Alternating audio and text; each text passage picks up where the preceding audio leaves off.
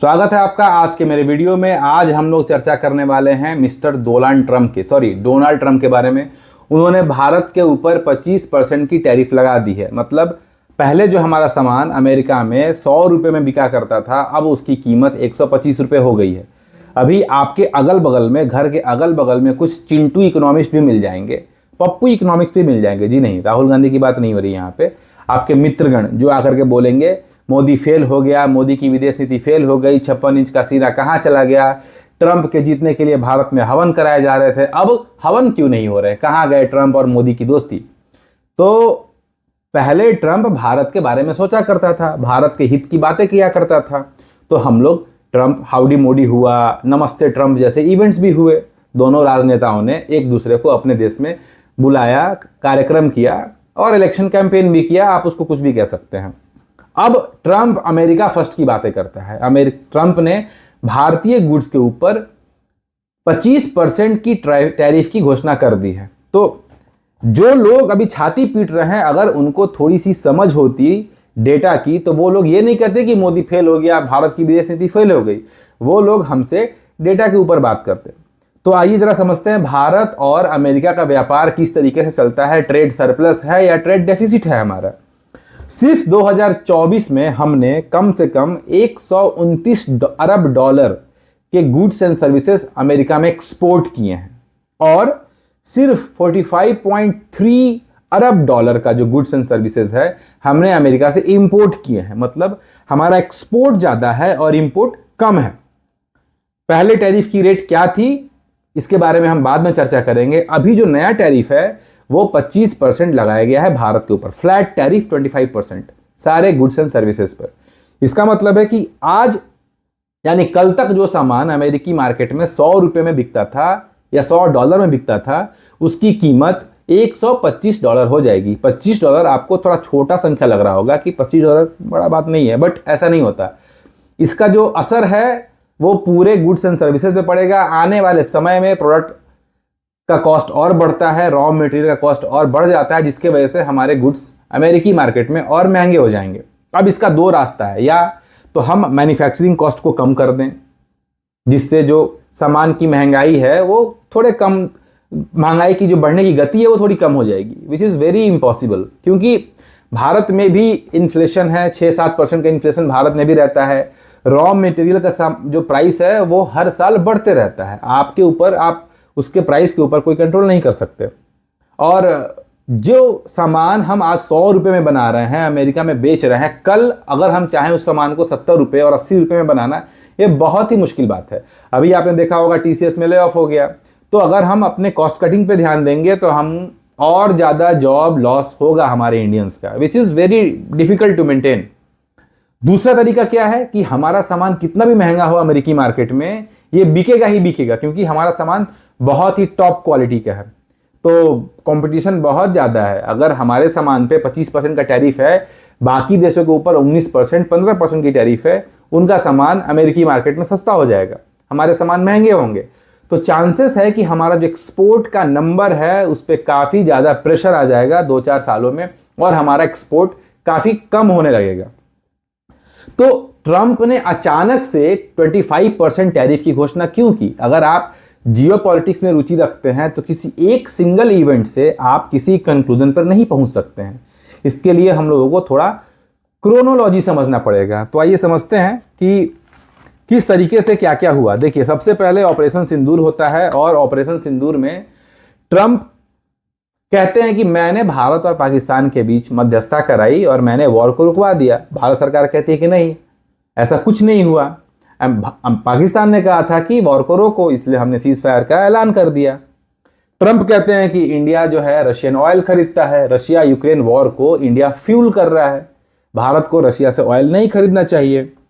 दूसरी सबसे इंपॉर्टेंट बात आपको मैं बता दूं, अमेरिका का कम से कम 80 से ज्यादा देशों में उसका डिफेंस बेस है, मतलब मिलिट्री बेस है। एयर स्ट्रिप हो सकता है, आर्मी हो सकती है। 80 से ज्यादा देशों में अमेरिकी सरकार का, अमेरिकी डिफेंस फोर्सेस का बेस है, लेकिन भारत में अमेरिका का कोई भी बेस नहीं है।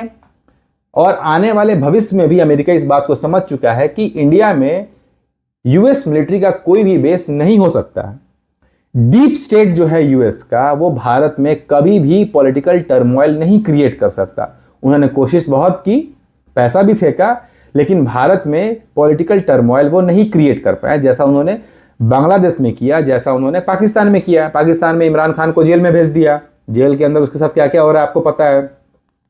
शेख हसीना भाग करके भारत आ गई, वहां पे यूनुस बैठ गया, अमेरिका का पपेट है। इस तरीके की अरेंजमेंट भारत में अमेरिका दूर दूर तक नहीं देख पा रहा है। ये भी एक खुन्नस का कारण है। अभी कुछ दिन पहले एक वीडियो आई थी, मैंने देखा, कल का वीडियो था वो, जिसमें ट्रंप ये कह रहे हैं कि भारत ब्रिक्स का मेंबर है। जो लोग ब्रिक्स के बारे में नहीं जानते, मैं बता दूं, Brazil, Russia, India, China and south Africa, ये कंट्री का एक ग्रुप है जिसको ब्रिक्स के नेशन कहते हैं। तो ट्रंप क्या कह रहे थे कि they are trying to kill dollar, that's why Trump is trying to penalize India in terms of tariff. Trump ये भी कह रहे हैं। अभी जापान के ऊपर भी 25% का टैरिफ लगा दिया था इन्होंने। जापान ने प्लेस किया कि मैं अमेरिका में 550 बिलियन डॉलर का इन्वेस्टमेंट करूंगा, तो वो जो टैरिफ था वो घटकर 15% हो गया।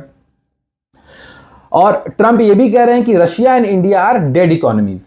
ट्रंप साहब, रशिया और इंडिया डेड इकोनॉमीज नहीं हैं। India is very good. India's economy growth speed is very good. I mean, Bharat का जो इकोनॉमिक ग्रोथ स्पीड है वो काफी देशों से अच्छा है। अभी राहुल गांधी जी भी ये कह रहे हैं कि या president Trump has spoken the right thing, India is a dead economy. मतलब आप ऑपोजिशन के लीडर हैं, आप ये कह सकते थे कि या we our economy is struggling, but Trump should not intervene, Trump should not say anything. मतलब ये हमारा इंटरनल मैटर है, हम अपनी इकोनॉमी पे काम करेंगे, we have our own issues, we can fix them. But Rahul Gandhi ने ऐसा नहीं कहा। इसी बात पर मैं कहता हूं कि चिंटू इकोनॉमिस्ट या पप्पू इकोनॉमिस्ट जो हैं, वो उनको कहीं से फर्क नहीं पड़ता कि भारत की जीडीपी पर, भारत में एफडीआई पे क्या असर पड़ेगा, भारत की जीडीपी पे कितना प्रेशर आ जाएगा, हमारा एक्सपोर्ट पे कितना प्रेशर आएगा। उनको इन सब चीज़ों से कोई मतलब नहीं है। अगर उनको इन सब चीज़ों से मतलब होता तो शायद वो लोग इस क्रोनोलॉजी को समझते। अब देखिए, पोखरण 1 और 2, बहुत सारे लोग पोखरण 1 के बारे में जानते भी नहीं है। पोखरण 1 हुआ था जब इंदिरा गांधी प्राइम मिनिस्टर थी भारत की, उस वक्त भी भारत ने न्यूक्लियर टेस्ट किया था। उसका भी असर क्या निकला था? कनाडा, अमेरिका और वेस्टर्न कंट्रीज ने काफी ज्यादा कंसर्न व्यक्त किया था।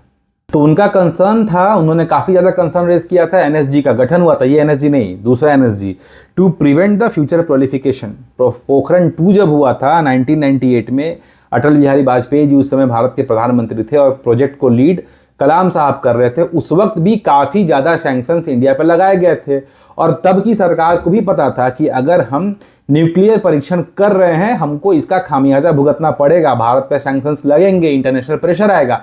फिर भी हमारे गवर्नमेंट ने न्यूक्लियर टेस्ट किया। यही अपोजिशन है। ये लोग कह रहे थे कि हमें बम की आवश्यकता नहीं है, we don't need nuclear bomb, our country is safe, we don't need this things and all.